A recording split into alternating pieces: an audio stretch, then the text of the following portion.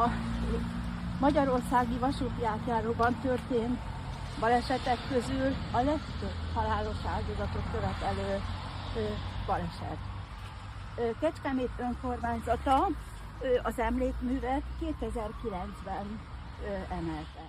Amikor a mi Úrunk Jézus Krisztus kereszthalálára készült, akkor tudta, hogy a tanítványainak nagyon fog hiányozni. Ezért aztán megígérte a vigasztalót, a Szentlelket, mert tudta, hogy vigasztalásra lesz szükségük a tanítványoknak. Így szólt hozzájuk.